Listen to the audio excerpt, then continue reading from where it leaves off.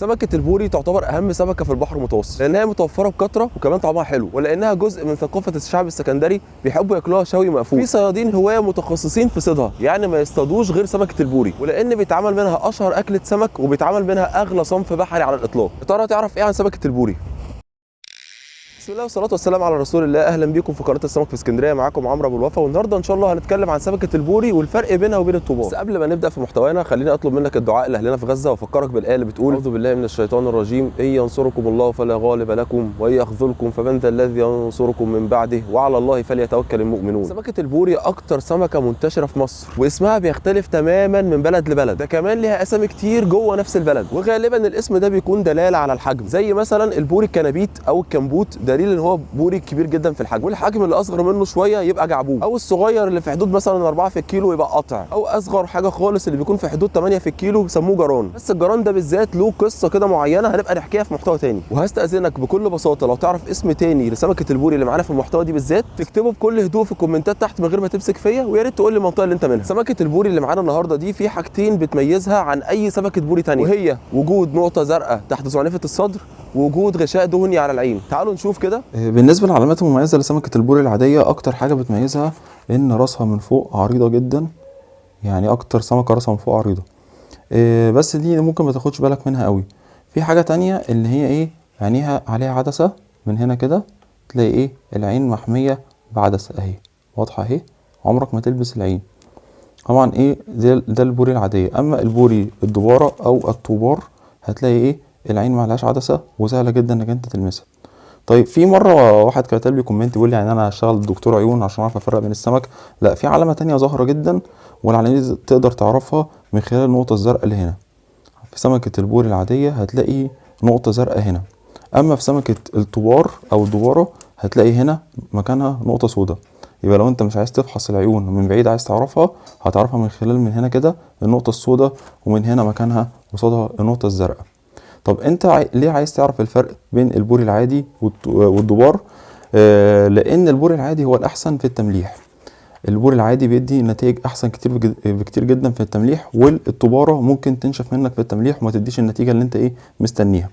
وكمان البوري المزارع بيكون احسن من بوري البحر في التمليح، واحنا ان شاء الله هنتكلم عن الفرق بين المزارع والبحر في المحتوى بتاع سمكه البوري الدباره. سمكه البوري موجوده في كل حته في العالم تقريبا، في رينج حراره من 8 ل 24 درجه مئويه، وفي رينج عمق من اقل من متر لحد 10 متر. اقصى عمق بتوصل له في السباحه بتاعتها 120 متر، واقصى طول مسجل ليها هو متر و20 سم، وكان وزنها 12 كيلو، واقصى عمر مسجل ليها هو 16 سنه. سمكه البوري في اعتقاد شائع عنها ان هي بتعيش في الانهار، ووقت التكاثر تبدا تطلع في البحر. الحقيقه ان الكلام ده صح، بس هو مش دقيق قوي، لان هي مش شرط اصلا تخش الانهار. طيب ايه اللي بيحصل بالظبط؟ سمكه البوري سمكه مسالمه ومش مهاجمه، مش زي مثلا القاروص بيحب جدا ان هو يهاجم ويفترس. بقها ضعيف وما عندهاش اسنان، او يكون عندها اسنان ضعيفه خالص. تبدا تعمل ايه بقى؟ تدور في القاعان الرمليه والطينيه على اي حيوان صغير تقدر تاكله بقها الصغير ده، وهي بتدور على اكل، لو لقت طحالب بتاكلها، ولو لقت بقايا اكل برضه بتاكلها. طب ايه اكتر مكان فيه وصف شبه اللي احنا وصفناه ده كده؟ طبعا مصبات الانهار، ولان هي بتستحمل تغيير الملوحه فبتخش النهر عادي، وهي لو ما لقتش نهر اساسا هتموت؟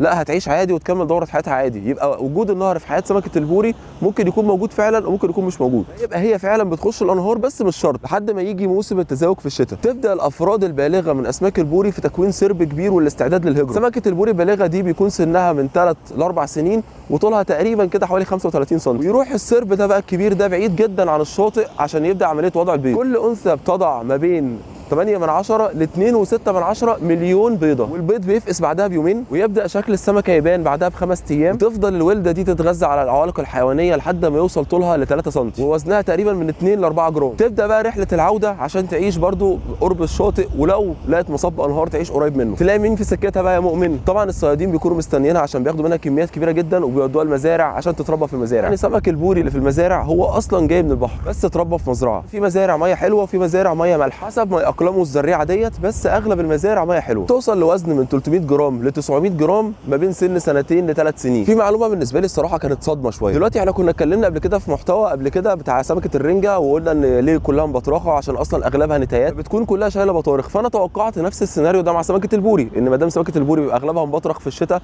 معنى كده ان اغلبهم نتايات. بس المفاجاه بقى ان نسبه الذكور للاناث هي 1 ل1، يعني هم تقريبا قد بعض، واحيانا بيكون الذكور نسبتهم اعلى ب 2%. طبعا دي كانت كانت مفاجاه غريبه جدا بالنسبه لي. طيب لو انت في الشتاء اللي هو موسم سمكه البوري وموسم التزاوج بتاعهم، في فرق جوهري بين الذكر والانثى. الذكر بيبقى جواه كده حاجه لونها ابيض عامله زي البطروخ بس رفيعه، بيسموها اللبانه. دي مش بطروخ، دي عباره عن السائل المنوي للذكر. اما بطروخ الانثى بيكون لونه ذهبي، وطبعا بيكون ألذ واحلى بكتير. بالنسبه للاكل، سمكه البوري على مستوى العالم بتتعامل بطرق انت لا يمكن تتخيلها، لكن هنا في اسكندريه الاساس فيها هو الشوي بالرده مقفول. مقفول دي معناها بدون فتح البطن. طبعا دايما اخواننا في الاقاليم يقول لك يا ازاي ولازم تنضفوا البطن وانتوا ليه ما بتاكلوها كده، بس في حكمه ورا القصه ديت، وهي ان انت لو بصيت في بطن سمكه البوري هتلاقي دهنه كده جواها عامله زي الليه. الدهنه دي لما بتسيح في الشوي بتعمل طعم وريحه ما لهمش حل. فانت طبعا لو نضفت السمكه الكلام ده كله هيروح. كمان في مشكله، لو احنا في الشتاء والسمك كله مبطرخ وانت اتعاملت مع تاجر مش امين وهو نضف السمكه، هياخد البطروخ من غير ما تحس، ولما تيجي تساله هيقول لك انا السمك كله كان فاضي ما كانش فيه بطارخ.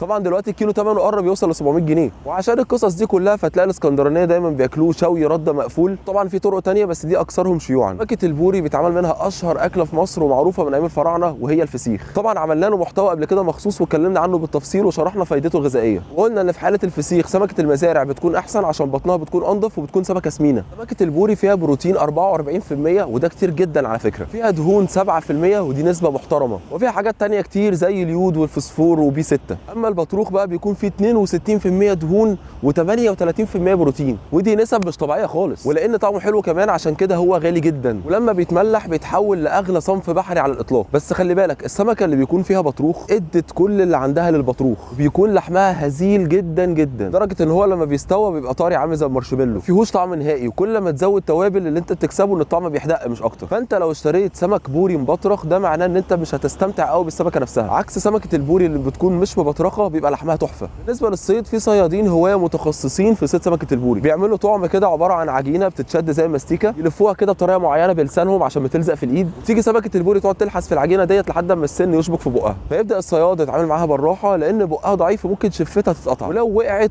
كل سمك البوري اللي في المنطقه دي هيهرب. وهيقعد الصياد حبه حلوين جدا يحاول يلمهم تاني بالعجينه، بيجيب عيش كده ويعجنه ويقعد يرميه في الميه عشان يلم سمك البوري ده تاني، ويا عالم ممكن سمك البوري ده يتلم تاني اصلا وممكن لا. طبعا دي طريقه، لكن في طرق تانيه كتير زي المشنقه والساندوتش. اما في الغرب يتم استهدافها بشكل رئيسي بالطراح، وهي عباره عن شبكه بتعمل شكل دايره قبل ما تنزل في الميه. يا رب المحتوى يكون عجبكم، ما تنسوش تشتركوا في القناه وصلوا على النبي صلي.